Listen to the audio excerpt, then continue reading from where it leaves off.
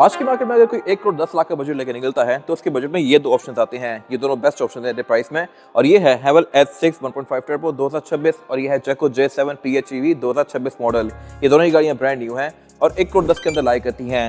हेवल का ये basic variant है, ये गाड़ी टॉप ऑफ द लाइन, ये ओनली एक वेरिएंट आ रहा है, बट ये PHEV है। इसमें भी PHEV आती है बट वो गाड़ी थोड़ी ज्यादा महंगी है। प्राइस के लिहाज से इन दोनों का कंपैरिजन बनता है और 1 करोड़ 10 में कौन सी गाड़ी ज्यादा वर्थ इट है इस रिव्यू में आपको आइडिया हो जाएगा। फिलहाल अगर बात की जाए गाड़ी की प्राइसेस की तो ये ब्रांड न्यू की प्राइस है 1 करोड़ 10 लाख और इसकी प्राइस है 1 करोड़ 1 लाख। दोनों साइकिल मोटरस्पोर्ट के पास रेडी अवेलेबल है और इनमें हमारे पास कलर्स की चॉइसेस भी अवेलेबल हैं। तो इन्फॉर्मेशन के लिए आप दिए गए नंबर पे कॉल कर सकते हैं। So let's get started. Let's start with the exterior of these cars. Looks के लिहाज से किसी की अपनी ओपिनियन है, बट मेरे ख्याल में इसका लुक थोड़ा ज्यादा खूबसूरत है। S6 का ये फेसलिफ्ट वाला वर्जन है और इसके बारे में बेस्ट चीज ये है कि बेसिक और टॉप ऑफ लाइन इस गाड़ी का लुक सेम ही आता है। ऑन दी अदर हैंड जैको भी लुक्स के लिहाज से डिसेंट है और इसकी शेप थोड़ी बॉक्सी सी रखी गई है। फीचर्स के लिहाज से ये दोनों ही गाड़ियां करीब करीब हैं।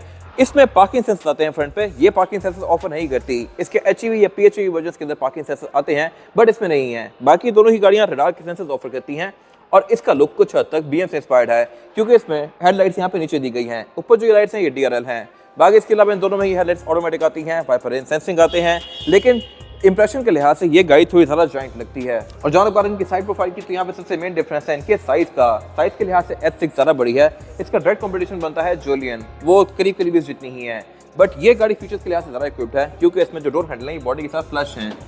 अनलॉक करने पे इस तरह से बाहर आते हैं लाइक दिस, लॉक करने पे अंदर चले जाते हैं जो कि इसकी लुक को थोड़ा नीट बनाता है। बाकी ऑब्वियसली इसमें साइड में ऑटो रिट्रैक्टेबल हैं, लुक इसकी साइड से भी बॉक्सी सी है और इसमें जो ए पिलर्स हैं ये ब्लैक ही आते हैं इररिस्पेक्टिव ऑफ कलर, बेशक ये गाड़ी व्हाइट में हो जिस मर्जी कलर में हो। फिर यहाँ पे एक चेकर पैटर्न दिया गया है जो कि इसके लुक्स को थोड़ा सा बेहतर बना रहा है। रिम भी इसके साइज के लिहाज से डिसेंट है, लेकिन इनमें एक चीज़ डिफरेंट है, वो ये है कि ये पूरा ही रिम बंद है और यहाँ पे ये प्लास्टिक दिया गया है जो कि इसमें हवा का ड्रैग कम करता है और ये मेरे ख्याल से एक अच्छी चीज़ है। एवरेज को ये चीज़ बेहतर बनाती है। बाकी ये गाड़ी पैनोरामिक रूफ ऑफर करती है और पैनोरामिक रूफ इसमें भी आती है, लेकिन ओवरऑल मैग्नीट्यूड के लिहाज से, साइज के लिहाज से ज़्यादा बड़ी है और इसका डायरेक्ट कॉम्पिटिशन बनता है ओशान वगैरह। खैर फीचर्स के लिहाज से ये गाड़ी साइड पे थोड़ी सी कम इक्विप्ड है। इस तरह से कि इसमें डोर हैंडल्स ये पुराने स्टाइल के दिए गए हैं और इसके अलावा बाकी साइड मिरर वगैरह इसमें भी ऑटो रिट्रैक्टेबल हैं। ये गाड़ी भी 360 कैमरास ऑफर करती है बट ये गाड़ी थोड़ी ऊंची और मैसिव ज़्यादा है। फिर इसमें रेयर विंडोज जो है ये प्राइवेसी वाली आती हैं, जबकि जैको में ये चीज़ ट्रांसपेरेंट आती है।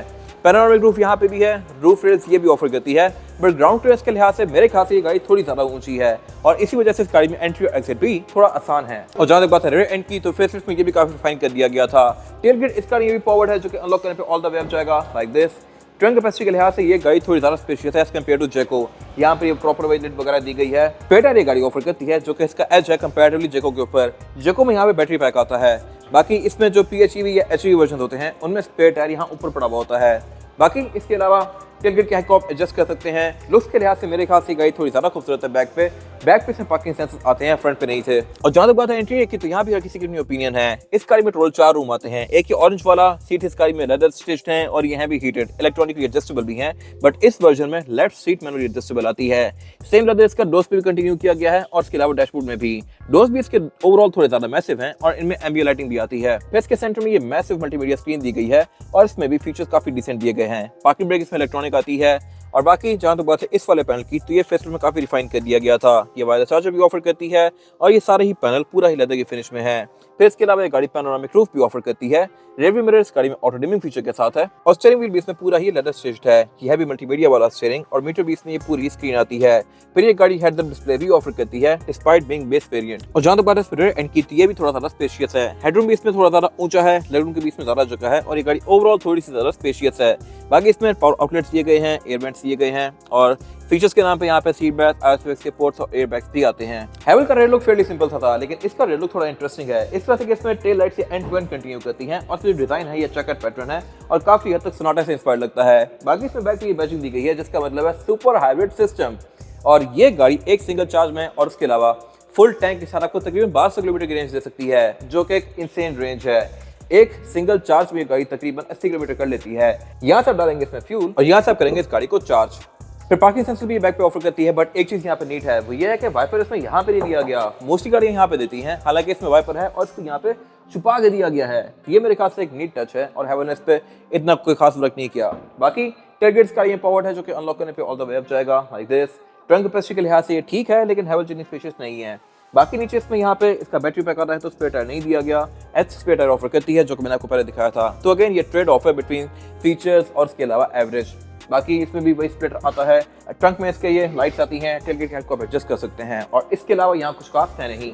बट जहाँ तक बात है जैको के इंटीरियर की, तो ये भी अपनी जगह ठीक है। सीट्स इसमें भी लेदर स्टिच आती हैं, ये वेंटिलेटेड भी हैं और हीटेड भी।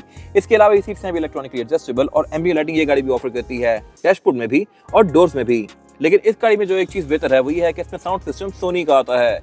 खैर इसके अलावा सेंटर में इसकी मल्टीमीडिया स्क्रीन दी गई है जो कि वर्टिकल है। फीचर इसमें भी अच्छे आते हैं, एप्पल कारप्ले, एंड्रॉइड ऑटो सब कुछ दिया गया है। नीचे भी इसमें हैवल की तरह वायरलेस चार्जर वगैरह आता है, लेकिन वो गाड़ी थोड़ी यहाँ पे ज़्यादा मैसिव है। तो ये आपके ऊपर है कि आपकी फीचर ज़्यादा प्रेफरेंस है या फिर गाड़ी की ओवरऑल लुक।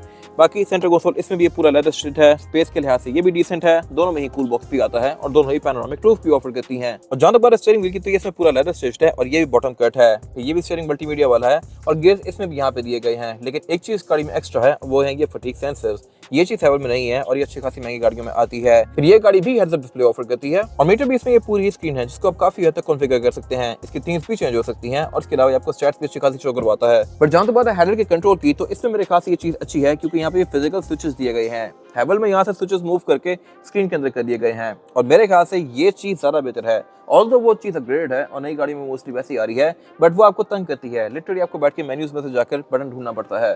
खैर बाकी जहां तक बात है इसकी विंडोज की, तो यहाँ भी एक चीज डिफरेंट है और यहाँ पे एक ये बैच दिया गया है। ये बेसिकली नॉइस कैंसिलेशन का है। यहाँ पे ईयर बना हुआ है और नॉइस कैंसिलेशन ये इस तरह से करती है कि इसकी जो विंडोज हैं ये लेक्सस या महंगी गाड़ियों की तरह डबल ग्लेज हैं। इनमें ये 2 ग्लासेस को स्लाइस टुगेदर किया हुआ है जिससे ये काफी नॉइस को कैंसिल आउट कर देती हैं और ये चीज आपको अच्छी खासी नई गाड़ी में देखने को मिलती है। इसके विंडो स्विचेस थोड़े से अनकन्वेंशनल हैं, बट इनके नीचे लाइट ग्लो कर रही है। और जहां तक बात है इसमें रेयर पैसेंजर्स के लिए सीटिंग कैपेसिटी की, तो हेडरूम का इसमें भी इशू नहीं है, लेकिन ये थोड़ी चौड़ाई में और लंबाई में थोड़ी सी कम है। फीचर्स यहाँ पे ऑलमोस्ट आइडेंटिकल ही हैं, लेकिन एक चीज यहाँ पे एक्स्ट्रा दी गई है और वो है ये बॉस सीट का बटन। यहीं से बैठ के मैं सीट को आगे पीछे कर सकता हूँ। बाकी यहाँ पे स्पीकर सोनी के हैं, लेकिन एक चीज कम है और वो ये है कि इसकी विंडोज ट्रांसपेरेंट है। हैवल प्राइवेसी ग्लास ऑफर करती है। और जहां तक बात है गाड़ियों के अंडर सिचुएशन की, तो ये गाड़ी है 15 सीसी टर्बोचार्ज ओनली और ये है 15 CC turbocharge plug in hybrid है। ये दोनों ही गाड़ियां 15 सीसी, लेकिन इनकी परफॉर्मेंस में बहुत ज्यादा फर्क है। और बाय द वे ये गाड़ी सिर्फ टर्बो है, लेकिन इसमें भी HEV या प्लग इन हाइब्रिड वर्जन्स आते हैं, बट वो काफी महंगे हो जाते हैं। ये गाड़ी ऑलमोस्ट इस जैसी प्राइस पे प्लग इन हाइब्रिड ऑफर कर रही है।